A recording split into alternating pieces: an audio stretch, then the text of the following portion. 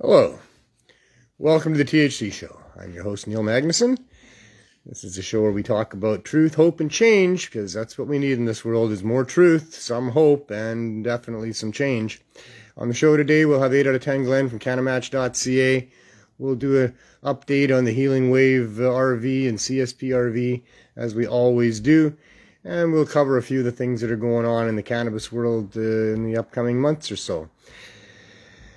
So tomorrow we have court for the charges that were laid against us during the police raid on May 11th. It is extremely surreal for me. I can't imagine how they could be doing this or why. Maybe we'll find out tomorrow. I'm not really sure. I suspect we'll have a number of supporters there with us in the morning out front of 222 Main Street in Vancouver. And I suspect there'll be a number of people that come in with us into the court to see what happens there. My prediction is that it never gets before the justice, or if it does, it'll be to tell him that the Crown has decided to withdraw the charges, but that's just my guess. Nothing else makes sense here. Them wanting to have us in a courtroom and try to penalize us for what we've been doing here for 5.5 years is completely ludicrous, upside down, inside out, and backwards. This whole thing, this journey, is nothing that I would have predicted. I did think that we would have some issues in getting licenses from the federal government to continue the obvious good work that we'd been successful at with the Cannabis Substitution Program.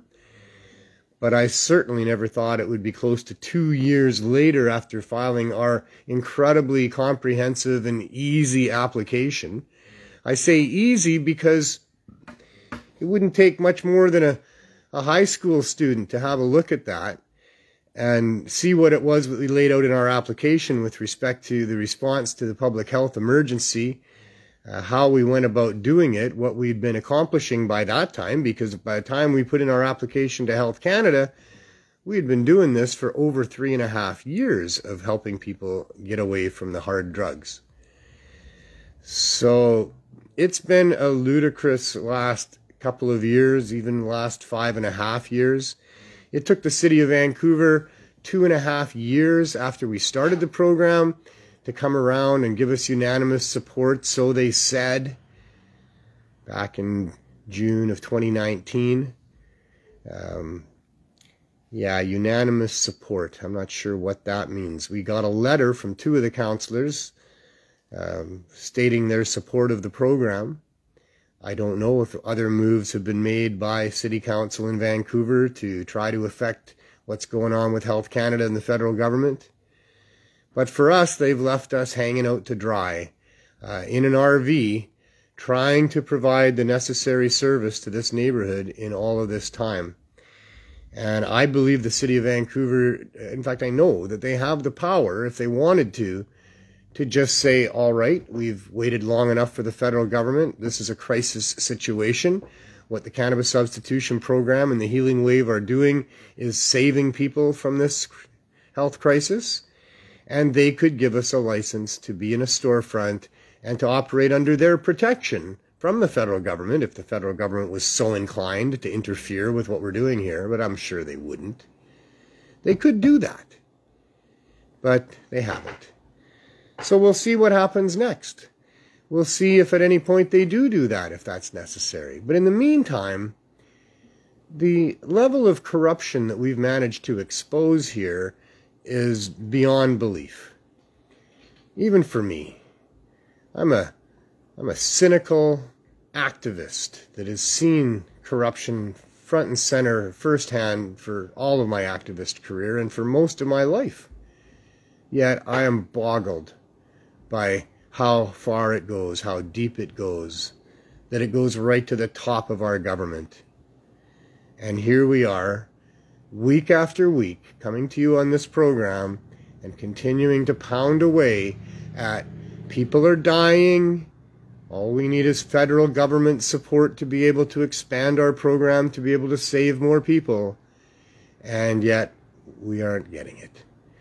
We're in the middle of an intent to deny by Health Canada.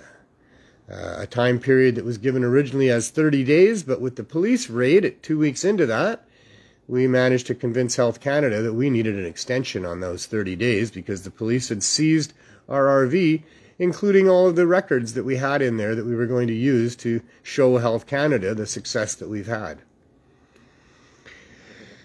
So, yeah, it's mind-boggling to say the least. My prediction of what happens tomorrow is based on what's happened since the raid. During the raid, they took our RV away. They hooked it up to a tow truck and drove it to the property office and locked it inside.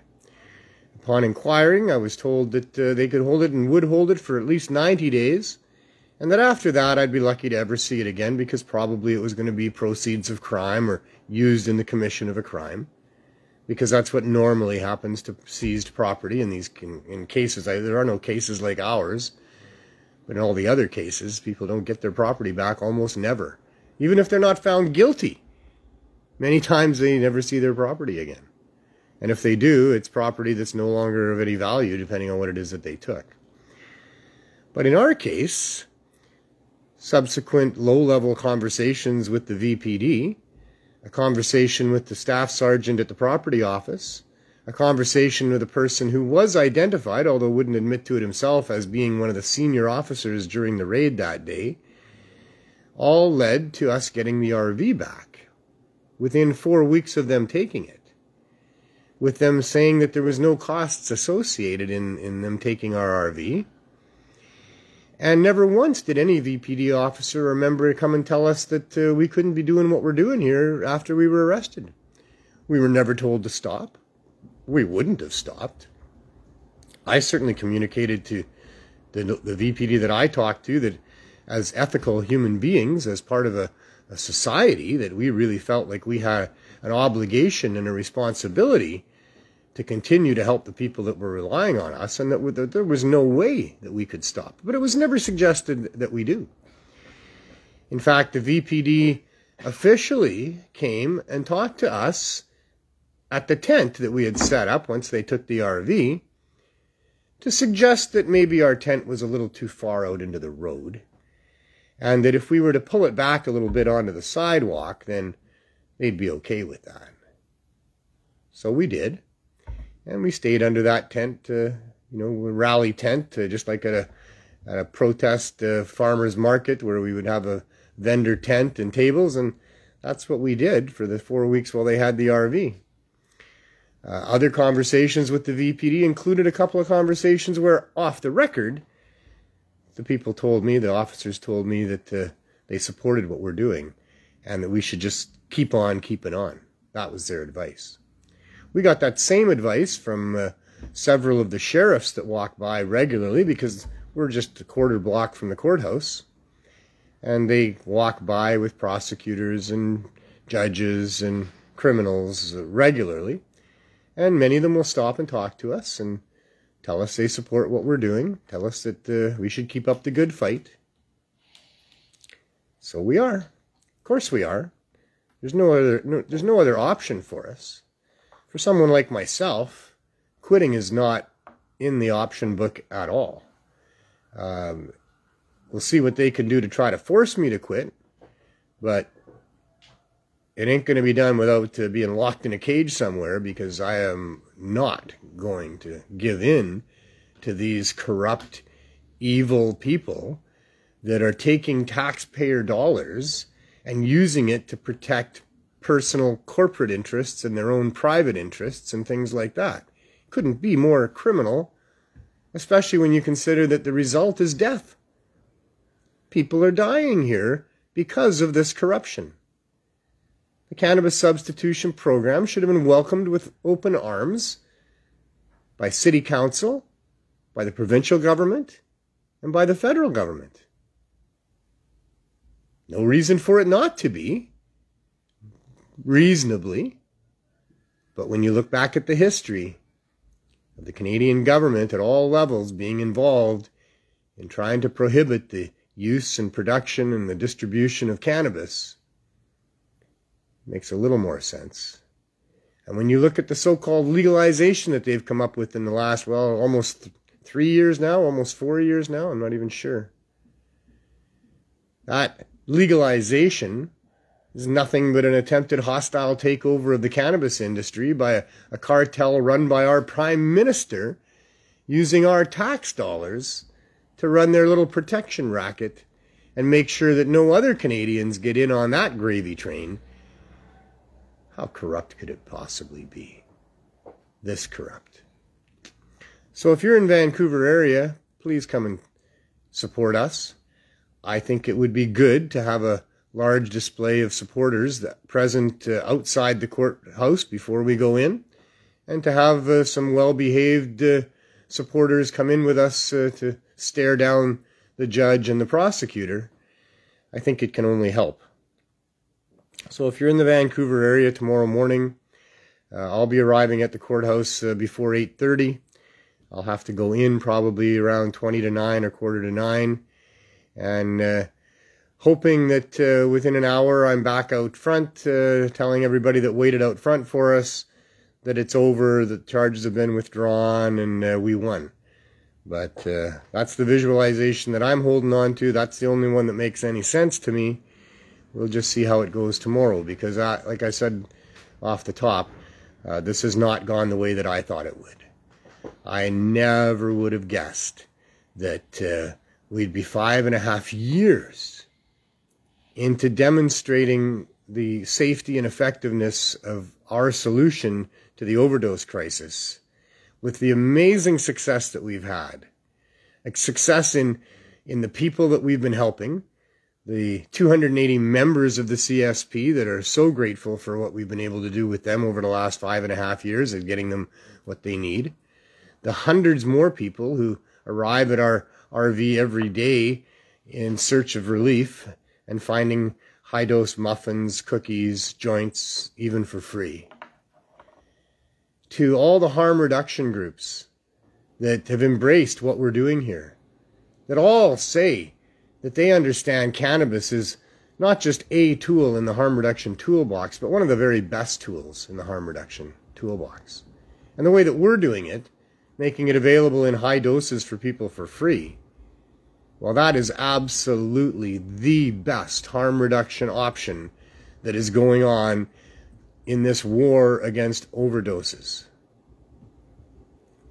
The government has pumped millions of dollars into their ideas of solution. They haven't put a penny into ours. In fact, they've been spending money trying to resist what we have shown to be the right solution here.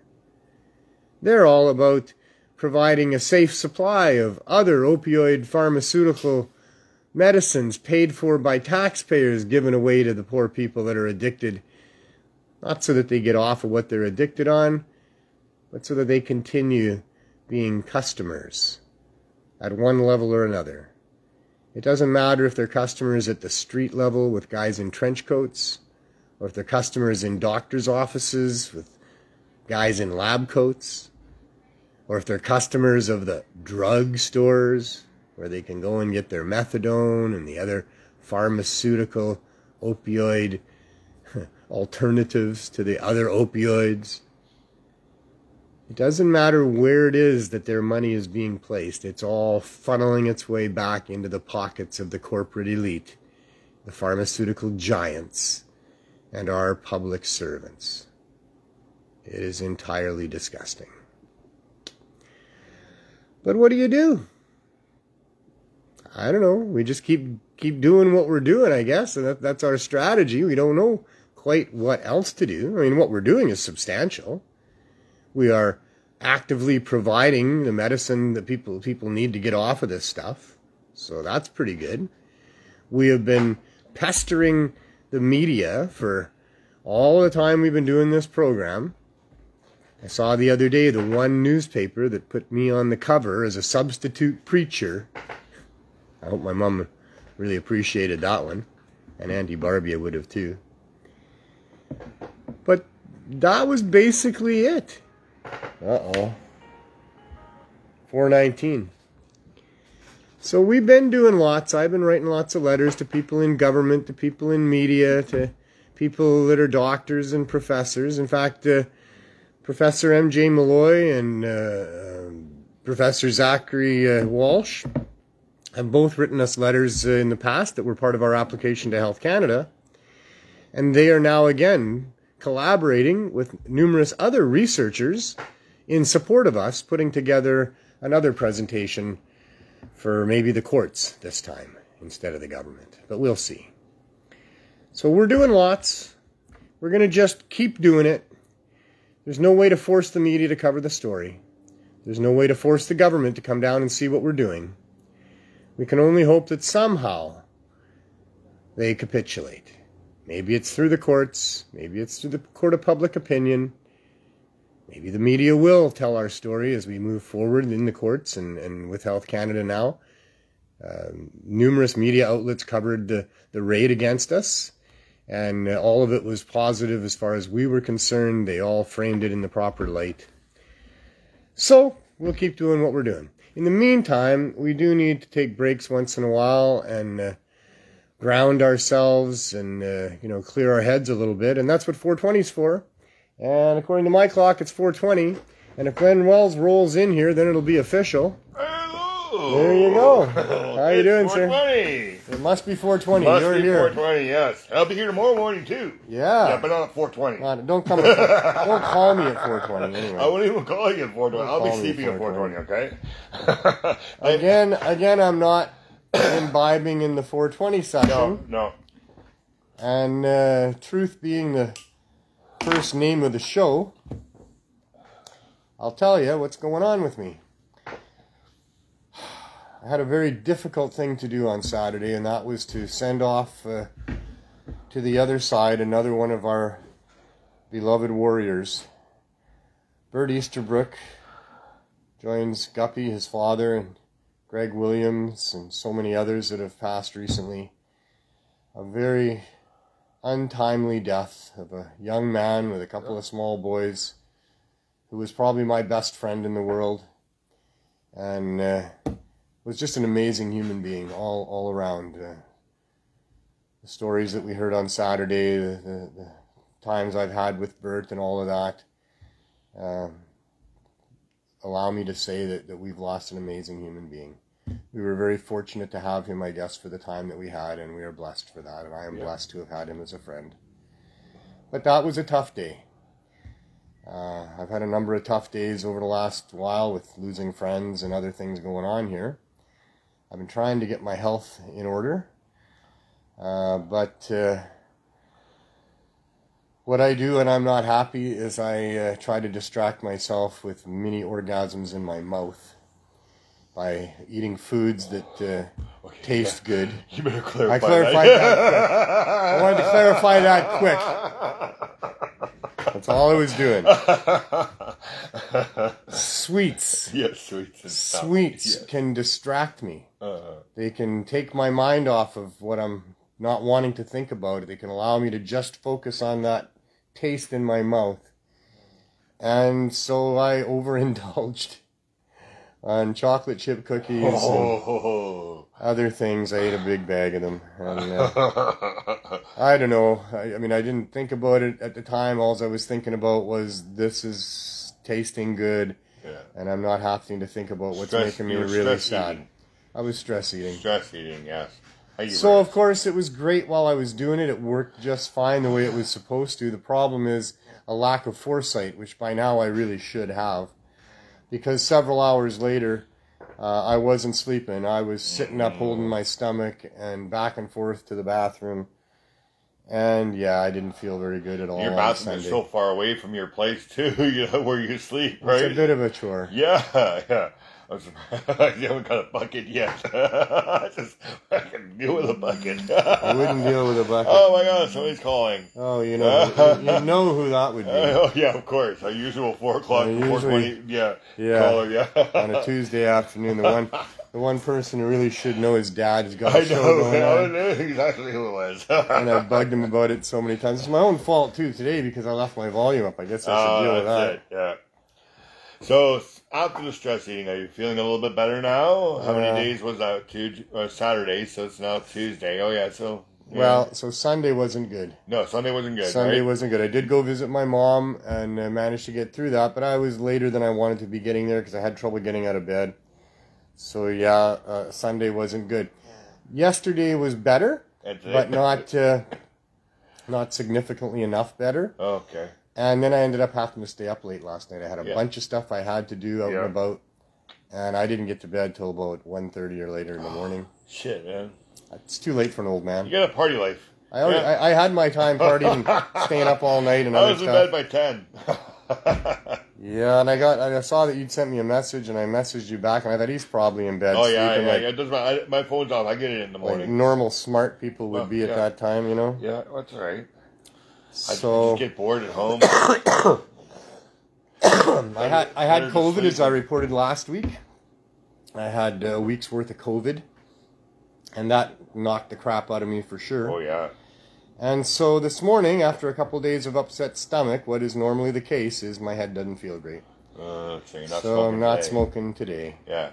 We'll see how I am tomorrow. I really hope I'm able to have a puff symbolically in the morning with the followers there, the supporters there, before we go in. So I'll go to bed right away early tonight. I have a question. Sure. Because we know that the endocannabinoid system helps keep your body balanced. When you're not feeling well, you're not smoking. How about just having maybe a pill during the day and keep that balance in your body? Because I'm thinking that maybe you're giving it too much of a shock of not smoking because you don't feel like doing that for a couple of days, and then you start smoking again, and then your body gets balanced again, and then you stop again, right? So it's probably worth a try. Put some cannabis in your system, even if you can't smoke. But maybe a pill, like a 25 milligram pill or something, right? Just keep that balance in your system. guess I would consider it and see. I've been hesitant in doing that because, smoked cannabis doesn't help me. It makes it, if I have a headache, it makes it worse. Yes. If I've just gotten over a headache, it can bring it but back. Digesting it is different. We tell everybody that, right? Yeah. Yeah. And maybe it I should might try keep that balance in your body because you're taking away from what your body has been having so much of every day, every year, on and on, I don't know right? about so much anymore. Well, what I'm saying. I'm not chronic like you, you know. No, I'm a chronic, yeah. But you're right, and it's probably worth trying. Yes, just keep. I'm just always afraid of making it worse, right? And, but you know that's what keeps your body balanced. You tell us that all the time. So you're taking away something that's. Well, what I say all the time is that it's an individual journey, and cannabis affects different people in different ways, and finding the right ways to use it is a personal journey, and that perhaps what you're saying would be something that might help me. It just hasn't seemed like that to this point, but I imagine it was worth a try. I'm usually willing to try just about everything. Yeah, I don't know. I was trying mushrooms for a while. Yeah. Hoping that would reset and stop the headaches. There was one time when I had a headache coming on, and I took some mushrooms, and it made the headache go away, and that was great. And I thought, hey, I'm onto something here. But then the next time I had a headache, and I took mushrooms, it didn't make the headache go away. I just had a mushroom high with a headache, and I didn't like that very much. No. So I don't know. I'm still trying, but we'll Brutus see. says 10 days in Mexico. Yeah, well, a holiday would be nice. Yeah, Brutus, just send him the ticket. No, ticket's not going to help me. No, I know. I got a car right out front here. Yeah. I could jump in there, turn the key on, and just go if I wanted to. But I can't because I can't leave what's going on here. I know. I wouldn't take your van because it's had cannabis in it and crossing the border. If I can put a dog said in anything there. about crossing a border? Well, you got to go to Mexico. It says. Oh, Mexico! Wow, Mexico, he said. I need to go out and get my van and drive there. Last time I was in Mexico, I was arrested. Were you? Yeah. Oh, okay. Not going to Mexico, Bruce. And by the way, that was the only time I was ever in Mexico. I've never been there. No. I went there on my honeymoon. Oh, with Roxanne? Roxanne was never my wife. Okay. Oh, I don't know. That's the only lady I know need to be with. Sorry. Roxanne was my girlfriend for 15 years. Okay. Up until a couple of years ago. 15 years? 15 years, Could have been a wife then. Could have been a wife. Could have been a wife. Sort of like a wife. All right. So I'm not far off. We fought like husband and wife sometimes. There you go. It wasn't so bad. He still has a record. But I had a wife for 17 years. Yeah. Prior to that, the mother of my son, Dan. Okay. So yeah, I had a wife back in the day. Well, that would make sense, yes. I'm old, eh? I've had three or four lifetimes here, I think, already. Yeah. So. I've never been married, but two moms. Well, the institution of marriage becomes just that after a while, and, Yeah, and unless you're really fortunate, it's not one that you want to, have end the way that they end. It's not fun at all. Well over 50% of marriages in North America end in divorce. Wow. Almost none of them are any fun. Wow. Maybe I had a more amicable one than most. My ex-wife and I are still friends and remained friends and what have you. Man, Isabel's mom and I are great friends. We've realized after trying twice, we can't be in a relationship. Yeah. Two Capricorns don't seem to work out too well. It just is what it is. Love is it's a very different drug for everybody every time. Yeah. And with drugs, it's about finding the right dose. Mm. So yeah, it's true. Yeah. So my wife and I on our honeymoon we're driving down the coast. We went to San Diego, and then there was Mexico, and so she wanted to go and see if we could find some cheap, good-looking pottery. But we couldn't take a chance on trying to bring our cannabis down there. No. So we found a gas station close to the border and went and used the washroom and stashed all my weed in the washroom and in the gas station. Wow. And then down we went. We drove across, and it was so easy. Yeah. Oh man, not hard at all. Okay. You get to where the border is. Yeah. You can see the sign. There it is. Hi, Mexico. It's a freeway. Yeah. Cars are just driving down. There's a border guard standing in the meridian going, "Come on in." Oh, really? Come on in. Go ahead. Come on in. They don't care. So what we see in Hollywood is fake? Well, getting back is a whole different story. Because you're coming into the States. When you're kind of come back from Mexico, now you're in long lineups of cars.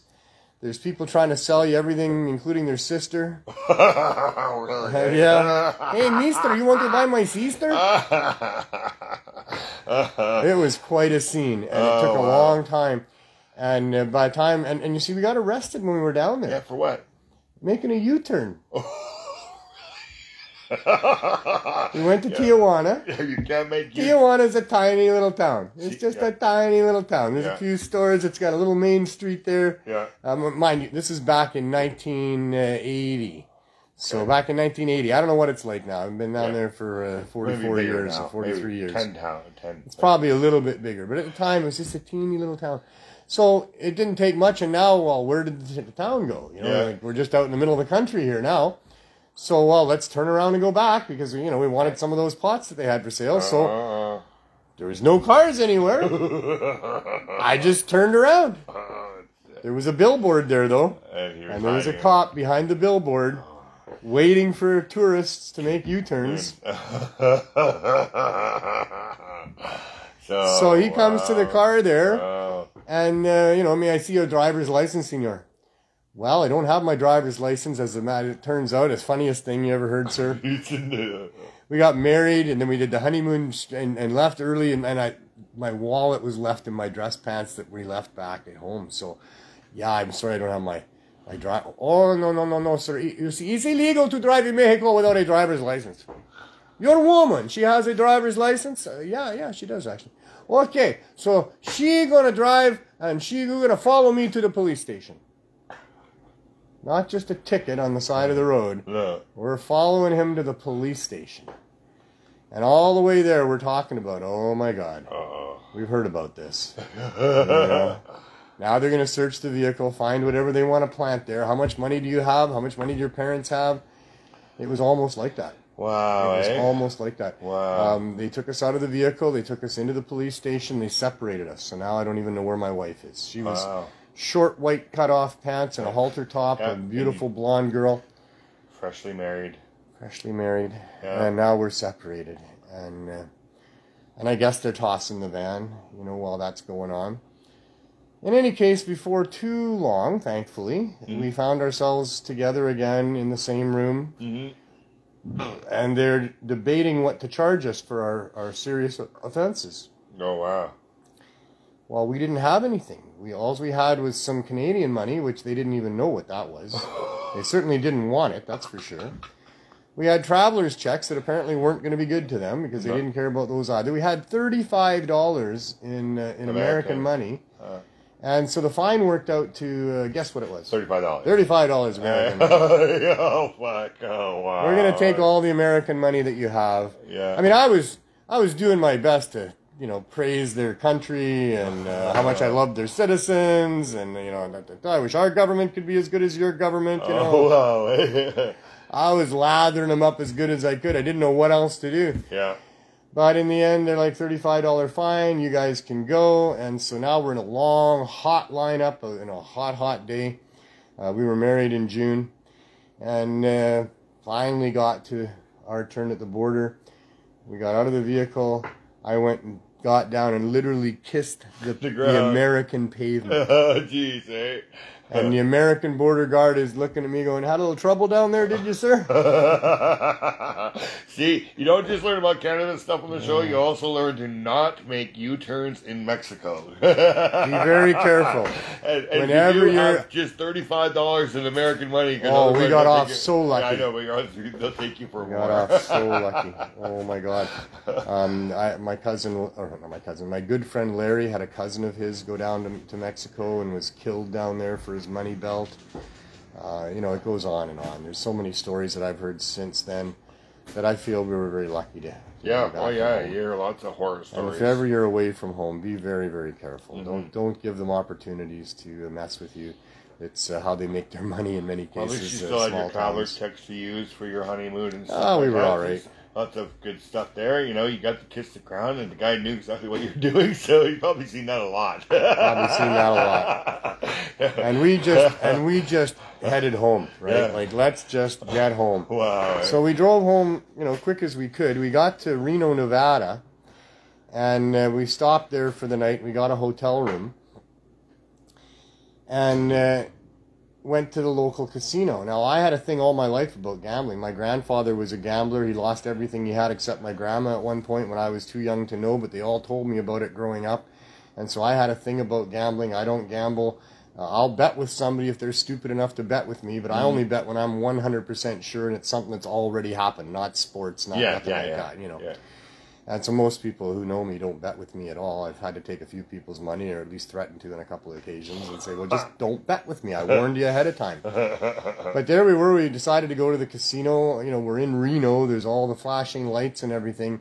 And we were putting money into machines and stuff. And we ran out of money. And we were having fun.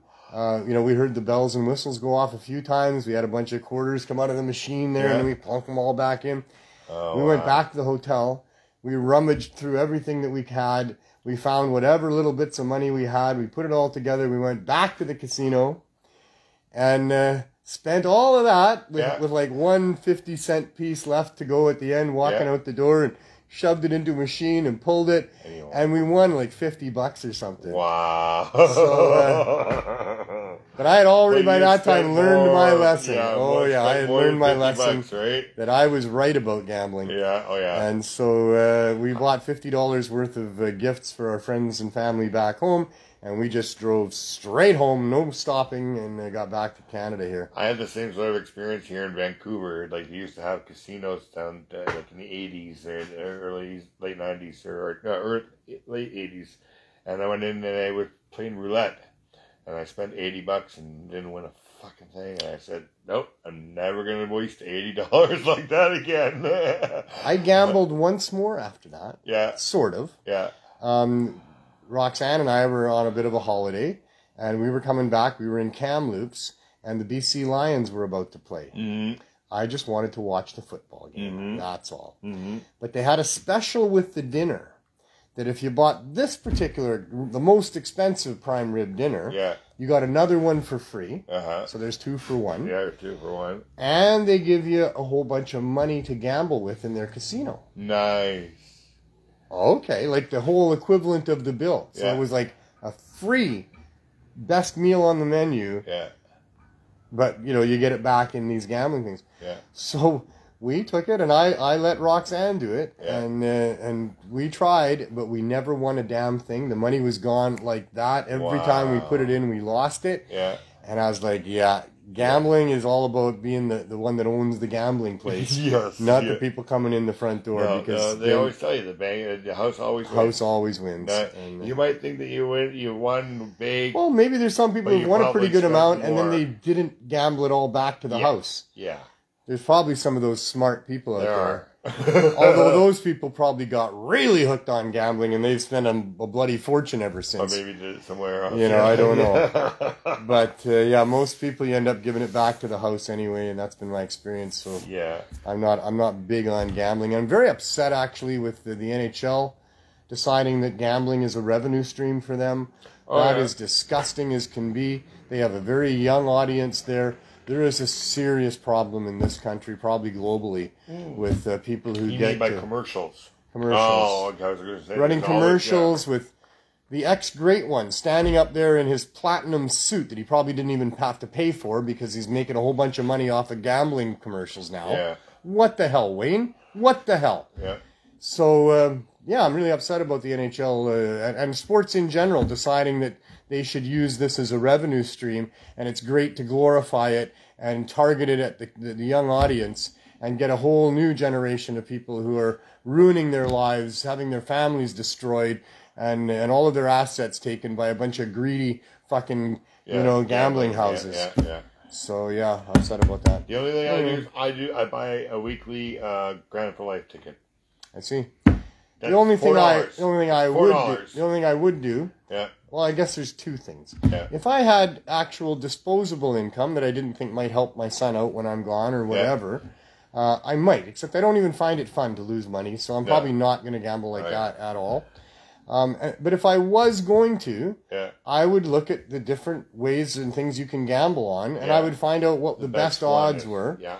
And as far as I understand it, the best odds by far is horse racing, but that might have changed now because they've opened it up to being available to all the different casinos they can online and stuff. So it's not just the people that are in the racetrack audience anymore that are gambling on those horses. So it might not be the horses anymore. But wouldn't that make it a bigger pot then?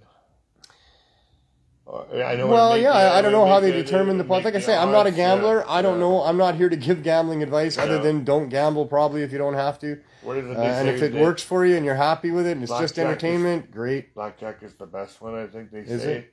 If you're going to go into a casino. Yeah, I don't know. Because I don't know either. I don't know. I went into lots of casinos, especially when I was doing the Freedom Tours, because I could watch hockey and football in there. Yeah. And they would have pretty cheap buffets and restaurants in there, so I could do that. But I never gambled in any of them ever. I don't even go into them very much. It was only because I was on the road and I knew that was a place where they would have the big screens, they would have the games on that I wanted to watch, and they would probably have some food that was reasonably priced. I was watching Leo the Sir win money. Oh yeah, in Windsor, right. So that kind of got me going. I was like, "What shit? If he can do that, right?" But yeah. I don't know. I guess some people make it look easy. Yeah, he probably blew more money, and it was live. It was a live video, right? Well, I had an uncle that was buying lottery tickets. That, as far as I know, that's the worst odds. Lottery? The lottery, okay. Like the 649. I've won occasionally, $10, $20. Well, and he would win occasionally too, even up to $100, and he'd be so excited about it. Yeah. But week after week, he would put $140 into these tickets to get back a $10 winner every once in a while, and then be so excited that he had won $10. Wow! And I'm like, Ken, you didn't win $10. How much did it cost you to get the $10 back that you gave to these people? You know. Yeah. So it's quite the illusion, quite the game, and it's a poor people's tax. It's typically on people who are somewhat desperate, that are hoping that they can, get a leg up somehow. Yeah. And so they take what little money they have and try to turn it into more.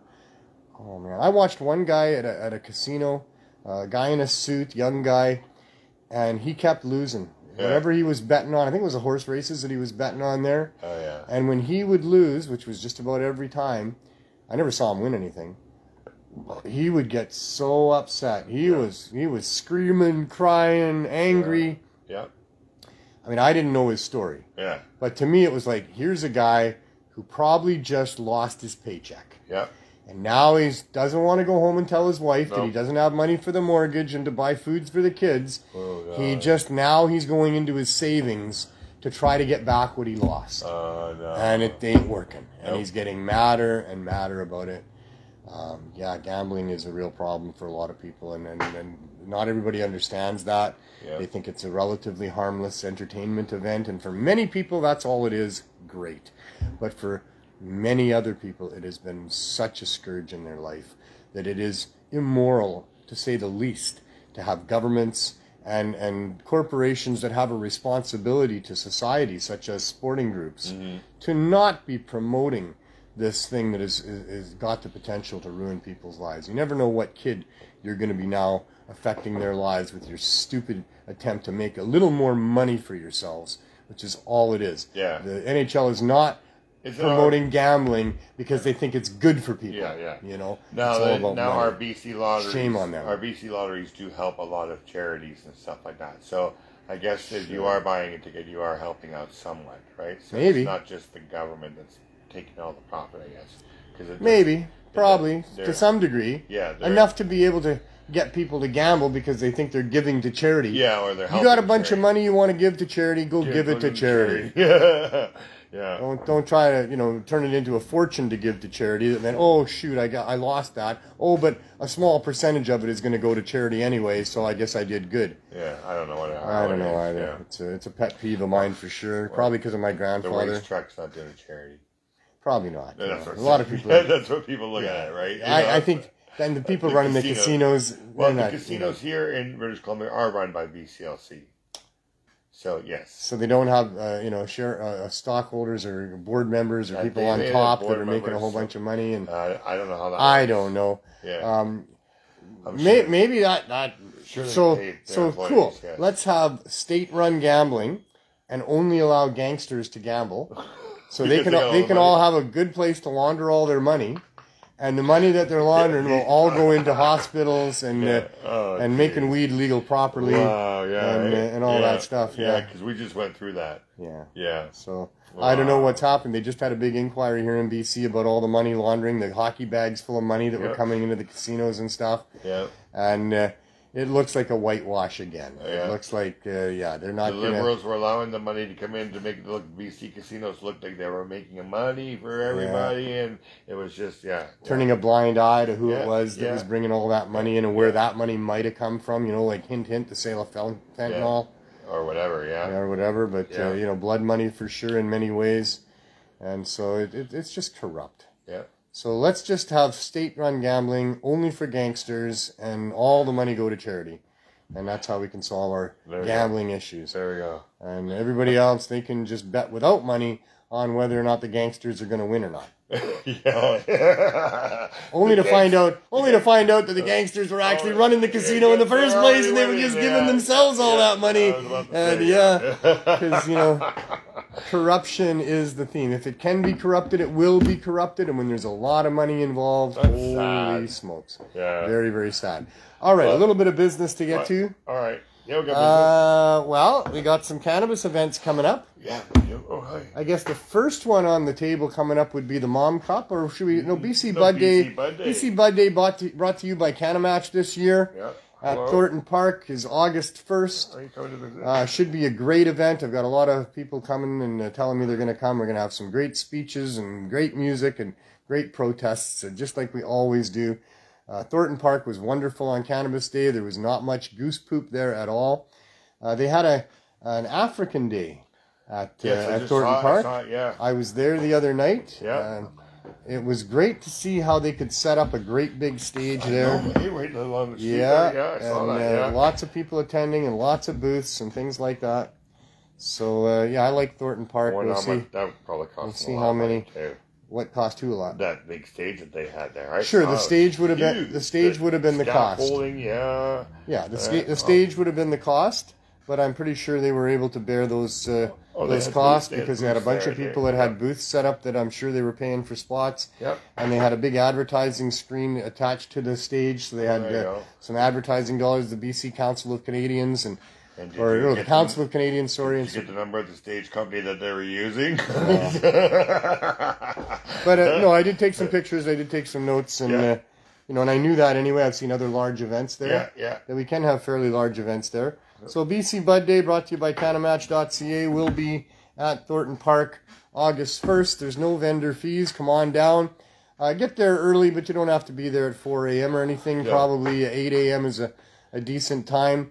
We'll get entertainment and information going at around noon, and there should be all wonderful things cannabinoids. Stay at the same spot for me. I'll be there by 10 or 9. Yeah. I'll say the spot. I'll take that'll all work for sure. Well, Yeah. you're one of the One of the you are the main sponsor of this event, or CannaMatch is. Yeah.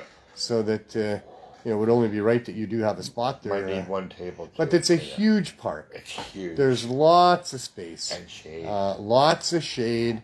And it's got a really nice vibe to it all the way through. We have the SkyTrain station there, so there's a lot of people coming and going from SkyTrain. We have the train station there, so there's a lot of people coming in, tourists and things. And so, out with their luggage and stuff. Yeah, so BC Bud Day at Thornton Park should be a blast. Speaking of tourists, just on a side note, I was up putting posters today in the neighborhood here to let everybody, to remind everybody in the neighborhood about what's going on in court. And I was putting up a poster down by Pigeon Park, and there was a group there. And a couple of the women were like, "Oh, nice shorts you're wearing, sir." And I said, "Oh, yeah, no, you guys don't sound like you're from here." "Oh, we're from Belgium." They said. Oh, wow. So I said, "What are you doing here? At like the worst place there is in probably all of Canada, here." Because we were right there at Pigeon Park, you know, Hastings Street in all of its glory. And they said, "Well, we felt it was important to see this." Yeah. I said, "Well, I guess it is, especially if you have some understanding of what this is all about here." Yeah. This is all driven by government, mostly drug policy, but it's policies that criminalize and penalize the poor people. And I'm here putting up this poster because we have a good solution to this. Yeah. And we're just trying to get the government to support us in that solution. Yeah. But it's been 5.5 years, and we still don't have the support of the federal government. And we've been raided now by the local government, and we're going to court on that tomorrow morning. And I'm putting up these posters to get people to come there. Yeah. So we talked quite a bit more about cannabis high-dose edibles and how they work to get people through withdrawal and get off the hard drugs. And the corruption involved in so-called legalization with trying to keep the prices artificially high and higher than they were during Prohibition, and that there's still full-on prohibition for anybody that's growing more than they're allowed or trying to sell within this marketplace that's controlled by the government. Mm-hmm. So it was a good educational little tour for them. They thanked me very much. They said they had no idea, and I said, "Yeah, you don't get to know unless you come down and actually talk to people down here, because the media really doesn't cover it properly. They're all in bed together with the big corporations that just want to make money as best they can off of everybody, and drug prohibition makes them a lot of money. And when you got all this going on here, these visible problems to do with drugs, they can say that that's why we have to prohibit these things, whereas the real truth is that it's the attempt to prohibit those things that's resulting in all of this mess that's here right now." Yeah. So anyway, that was interesting. So I guess up next would be the Mom Cup. Yep. And that's a cup that's been going on for a while. Actual dates, I can tell you. It's the last weekend in August, the Friday, the Saturday, and the Sunday. Is it? Okay. And I don't know exactly what those dates are, but they're there. Right now. And that's always a fun time. There's always lots of great entertainment at the Mom Cup, and lots of other good people there. 26th, 27th, and 28th. There you go. So 26th, 27th, and 28th of August. That's a month from now, a month and a little bit from now. The Mom Cup will be somewhere, I would imagine, in Hope. It's Hope. Oh, wow. Yes. Well, that gives me some hope. Yeah. Yeah. I do believe on Othello Road. I see. Yeah. So, yes. The address. Mom Cup, there's tickets available, there's judges' kits available, and all that kind of stuff. You can Google that and find out all that information. I'll put the link in right here. You can even put the link in. There we go. I'll be there. I'm not sure what responsibilities I'll have there, but I'll do my best to make it a successful event, as we all try to do that always. And up next after that is the Prairie Cup. Right after that, the following weekend, which I think is the 2nd, 3rd, and 4th of September, in Saskatoon. That'll be the 10th Prairie Cup that's gone on there. The Prairie Cup is the friendly cup. Because everybody's so friendly. I mean, they're all friendly at all these places, but the Prairie Cup especially seems to be a particularly friendly place. I guess if you live out in the middle of nowhere and you got the RCMP as your big neighbors, you just you be friendly. I don't know why, but that's what's going on. The Friendly Cup. All right. So go there if you can. If you want to be involved, I think there's still time. Check in with Jeff and the organizers there. and see if you can get involved as a vendor, a volunteer, whatever you want to do.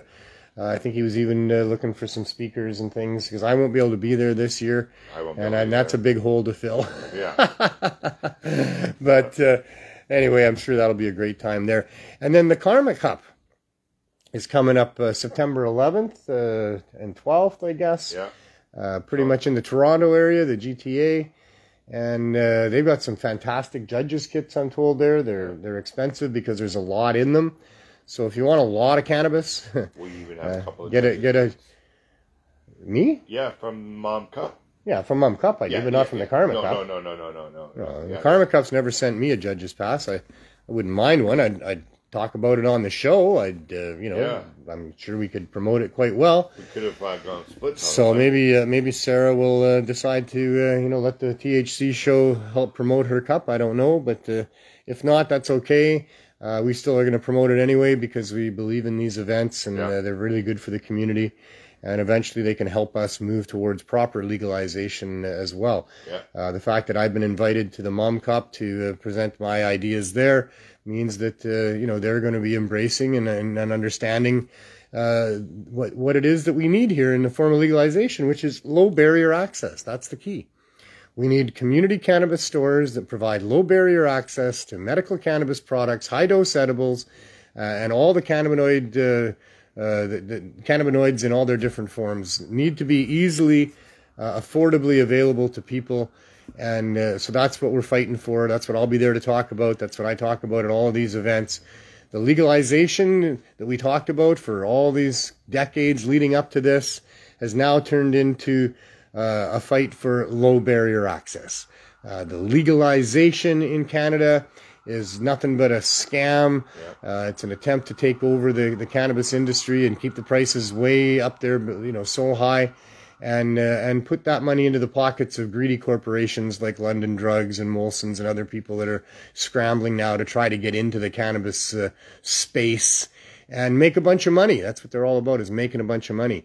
And we here at Cannabis Culture and all the other cannabis activists have been working so hard to try to get legalization. It was never about money. It was always about protecting people from criminal records, protecting medical people who need access. Yep. And that's still going on. Medical people still don't have proper access, and neither does anybody else.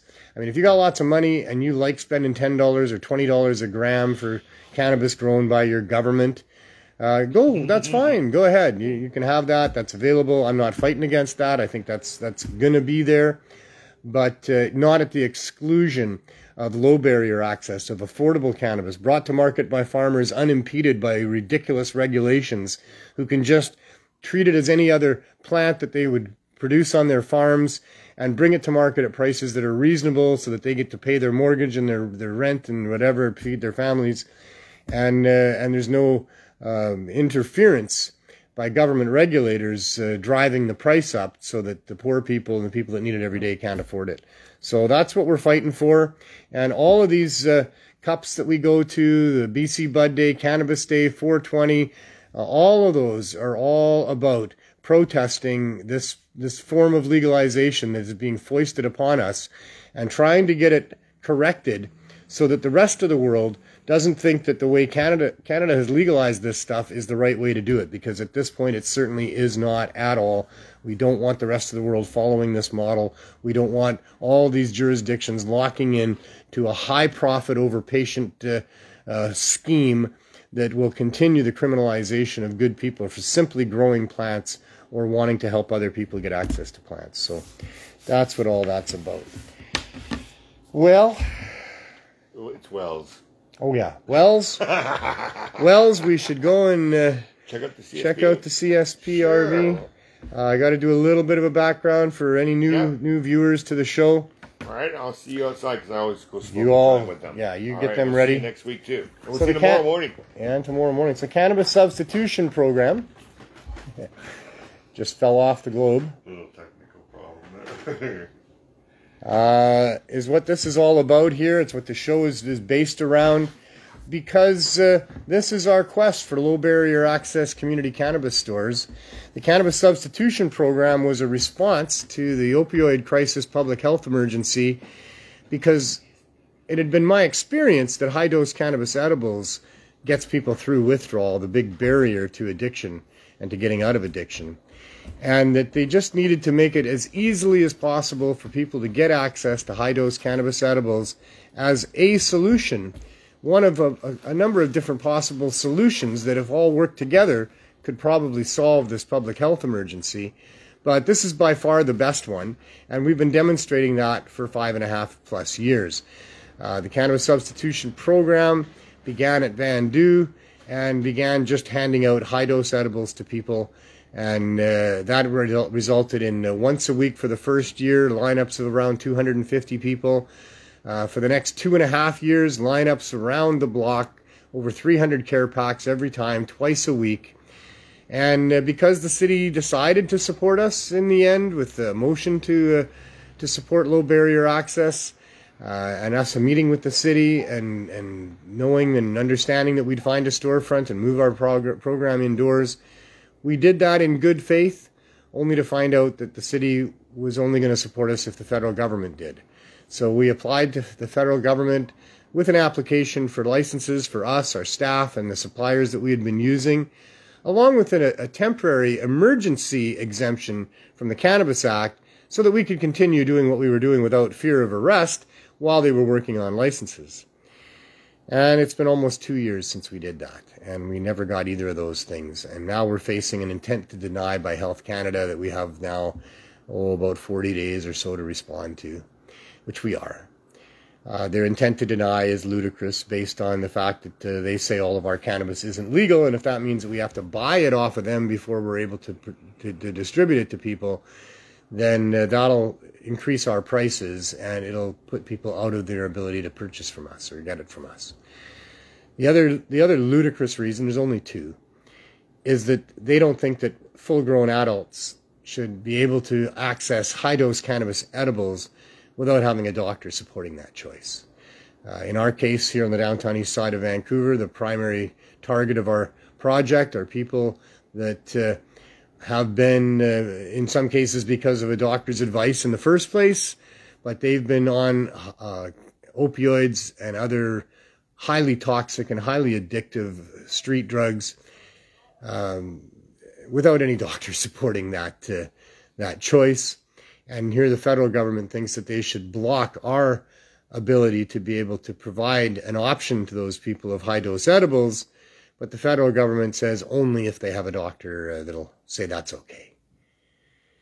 Well, shame on the government for saying that, because there's tens of thousands, if not many more people than that in Canada that couldn't get a doctor if they wanted to. There's just no doctors available here. Over 1 million Canadians don't have a family physician. They just use walk-in clinics. For the doctors that are out there, there's like less than 5% that'll even discuss cannabis with their patients. Most of them don't want nothing to do with it because they don't get vacations paid for by pharmaceutical companies if they're letting people grow their own cannabis or access cannabis through non-pharmaceutical companies. So those two ludicrous reasons is why they say they're going to deny our application. We are certainly doing our best to respond to that, and I think we can respond quite adequately to that. We've received dozens and dozens of letters from people that support us, that have used our program successfully. We have letters from doctors and professors and the harm reduction groups and local politicians and municipal or provincial politicians. And so we have a lot of support. We are doing things the right way. We do feel we should be successful, but it's been terrible that it's taken now almost 2 full years for the federal government to support us, and in fact their intention still is to not support us. So that's all big news, and that's what makes this the world's greatest reality show, is that this is real. This is what's actually happening. These are the people that are involved in what's going on. And we get to go visit them again this week and see what's going on with our little RV, the iconic Ganja Mobile that's been parked outside the store that we had for 5.5 months. So we've been using that RV for, since November 1st 2 years ago is when. So coming up this November 1st, it'll be 2 years that we've been in the RV. Perhaps we can get out of the RV before the 2-year mark. Perhaps they will capitulate and do the right thing and give us licenses. I'm sure the city would happily and quickly give us a license if the federal government would. They're just waiting for that. And, you know, that might happen. We'll see. In the meantime, enough chat. Let's go see the RV.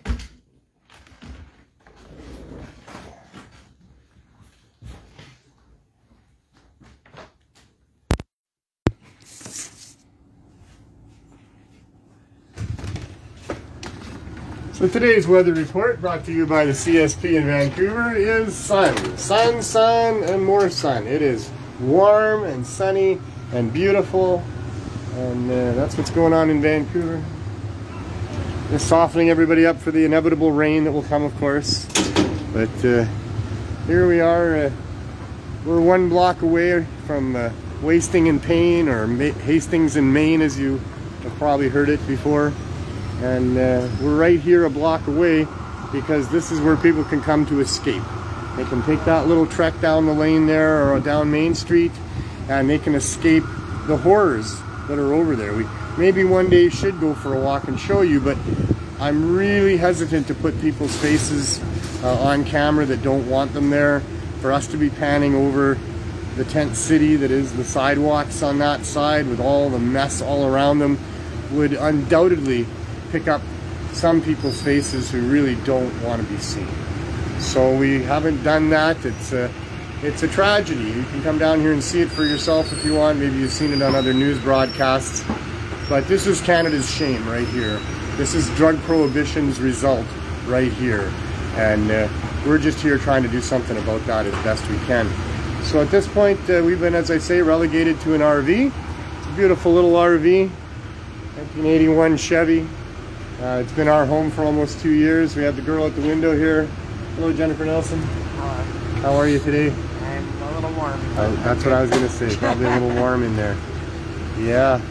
It was a little bit of a cooler day yesterday, and actually it was a pleasant little warm in the RV from the cold outside, but today it's not like that at all. This has got a bit of a breeze coming through, and there's probably not much breeze going on in there, so it's been hard. How's the day? Anything new? Seeing lots of our regulars. What are you going to put in your blog tonight? I don't know. You don't know yet? I never know until the end of the day, really. I see. I make some little notes when I remember to, and right. Otherwise I just struggle to remember at the end of the day. Right. Has it been busy today? Yeah. Strange. This is Welfare Tuesday. Most people don't have money yet. Yeah, Welfare Tuesday, people get money. People coming saying, I don't have any money. Can I please have a joint? Yeah, of course. Can I please have a cookie? Yeah. It slows right down here in the week leading up to Welfare Week, and then Welfare Week all of a sudden it's crazy busy again, and that's the cycle we've been in for a while. So let's go check out the back door. Got it.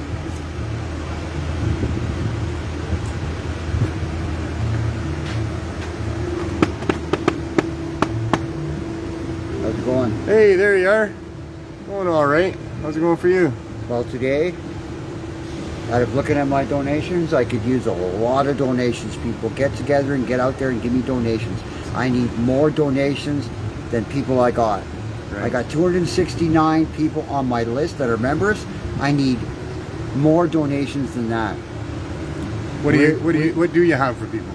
We are low today. I have Joe Pepper brought us some muffins today. That's all that's left out of 2 containers today. Right, and those are hemp hearts on there. Yes, these are 100. These are, yeah, they're 100 milligram muffins from Joe Pepper. And some without hemp hearts because some people have dentures. Yeah, or, she brought the ones that don't have hemp. Mouth the or ones teeth that don't issues. have hemp seeds on it are the ones she brought today. I see. I have pills. I have 50 milligram pills. We usually have 100, but Dirty Dave just brought us some more today. Yeah, he came today and told us all about those. Those are very important for those people. are 50 milligram pills. I've never had, in the last 3 days, I've never given out more pills than I know what to do with. Right, people are because really we liking need them. people to step up and bring more donations. Yeah. And Dave was here today with more to be here. If people want to help the people on the east side, and you want to help the situation, we need to have more donations, and we need people who need marijuana. The drug that's going to cure them. I have cubes right here from Sean. That's Green Wilderness. That's Green Wilderness. That's 50 milligrams each, so there's 100 right there. Right. And I have 10 milligram gummy bears. Right. There's 20 inside, so that's 200 milligrams. Right. I usually give them 2 packages of 100, so that's 200. Right. Right? Okay. What do I have? I have, that's about it. No.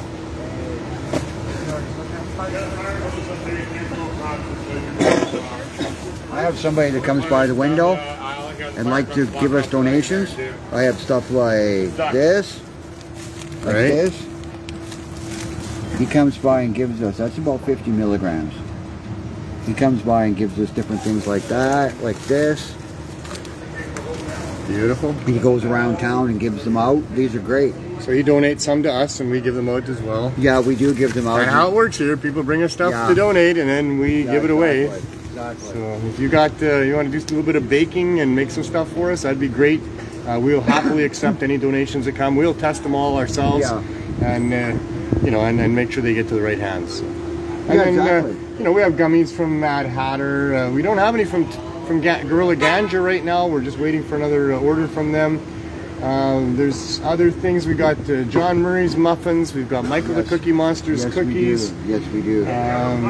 So there are a bunch of things that we have that we are very happy to have. But as Andrew says, and he's the one who gives this stuff out here, he'd like to have a better choice for people. Yeah, He'd like to have more if anybody's things. interested, I'd like to ask them if they want to bake for us. Sure. Come over and ask. It's fun to do that. It's very rewarding, and it's a good way to know that you're giving back something. It's a great something. way to help the community out here and help the city. Help the city, help the community, you know.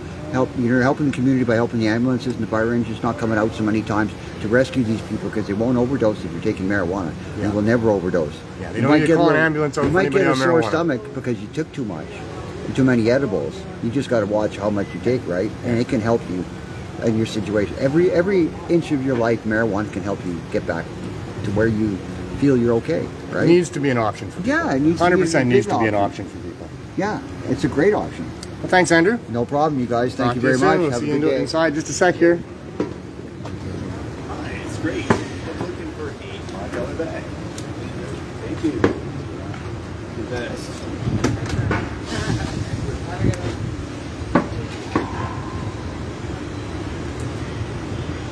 Come on in here, folks. Just climb on in.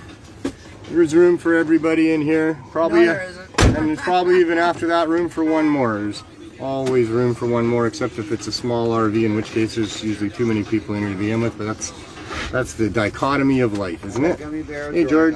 not, Rolling. Always rolling. I have gummy bears. George is just the roller, basically. He puts together all of our high-end joints. $2 dirham, $3. They are in great demand for people. I never give anybody all gummies. A lot of people I wouldn't have any gummies. don't have the capacity to roll. They're outdoors, it's windy. They like the pre-rolls. So the pre-rolls are really important. The program is about edibles, Muffins or I got pills. and the edibles is what works for withdrawal and replacing the use of the other drugs. But the smoked cannabis is also important. Edibles takes a while to kick in, from 25 to 60 minutes to kick in. And so having some cannabis to imbibe in the short term before the edibles kicks in is a really good way to get through that time period. That's what people tell us. So yeah, it's important that we have these things here. Don't know what else to report, really. Just another day in the quest for a low barrier access community store. As always, I'm very thankful to all the people that helped make this work, to Cannabis Culture for the platform, to Neil, my producer, for putting on the show and making it work, to all the people that donate and volunteer their time to make sure that we have what we have here for people that we need to have for them. For everybody that's written a letter on our behalf, or made a phone call, or sent an email, or whatever it is that you've done, thanks to all of you. We need more of that. Obviously, we need, like that's what we do have, is numbers of people and the truth on our side. So if many people would write the truth to the government and tell them how they feel about this, that can make a difference. It's one of the only things that can make a difference. So please do what you can to support us at the Cannabis Substitution Program. We have other chapters of the Cannabis Substitution Program that are operating and doing very well. The East Coast Cannabis Substitution Program from Halifax with Chris Backer and all of the people that help him. They've been going for over 2 years and doing a fabulous job of helping out that community with the people that come and line up and get their care packs. William Hicks and his son and other volunteers there are doing a fine job in London, Ontario. I talked to William today, had about 130 plus people there. You know, people really desperate for the help that they're getting through the cannabis substitution programs. This is what's needed in many communities across Canada. It needs to be supported by government. But in the meantime, good people are just doing it and getting it available to people and continuing to rack up day after day of successful demonstrations of how this is working here. In Winnipeg, Mary McCarty is working on the program there. She needs more people to help her. She needs more donations and volunteers and stuff. So try to contact Mary McCarty in Winnipeg. And for all the people that are doing what they can to get cannabis high-dose edibles available to people, there's many other projects besides ours that are doing this. There's other groups. In Victoria, Solid does similar things there. For all those people, thank you so much, and let's support those people and make sure that their programs work wherever they are. And with enough of us together, eventually we will have to get that type of permission that would allow for storefront access to what we're doing here and what's being done in these other cannabis substitution programs, which is pretty much a from the street level. People deserve to have a store to walk into and get high-dose cannabis edibles. For the government to think that that's too dangerous for people, when people can buy gasoline, white refined sugar, pesticides, they can walk into drugstores all over the place and buy all sorts of things over the counter that can be deadly if taken too much of. For the government to think that the potential diversion of cannabis products from these cannabis stores, the low barrier access cannabis stores, is too big a problem for them to be able to figure out how to give people a license for that. It's just a smokescreen. It's just a lie, a made-up excuse to protect the government stores and their extremely overpriced cannabis based on extreme over-regulations that are going on. And this is still our battle, folks, and this is still the #1 most glaring example of how we're not free here, and we deserve to be free. So you can help us. And we would appreciate it if you did. A letter, a phone call, an email, a conversation, whatever you can do, a donation, whatever you can do to help. This is the way to do it now. And together as a community of cannabis consumers and enthusiasts, we can still get the legalization that we've been asking for all this time. And come on out for BC Bud Day on August 1st in Vancouver here.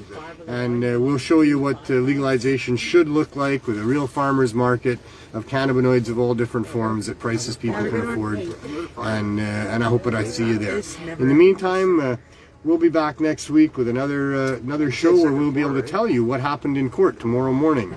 So if you're in Vancouver, 8:30 in the morning, come to 222 Main and give us a little bit of physical and vocal support for us as we go in and see what the prosecution has to say, see what the judges have to say about whether or not they want to proceed in trying to stop us and penalize us for simply trying to save people's lives. So that's what's going on tomorrow. I hope I see a whole bunch of you there, and we'll report next week as to what's going on with that. In the meantime, have a great day. Love yourself, love your family, love your friends. Spread that all around. And as you're going through life, I know there's a lot of trials and tribulations, and it's not always the way we would like it, but it is always the way that it is. And whatever is, and it's our job to try to make the best of that and look on the bright side of that. So do that and have as much fun as you can, and we'll see you next week. You know there's another fire? Another fire.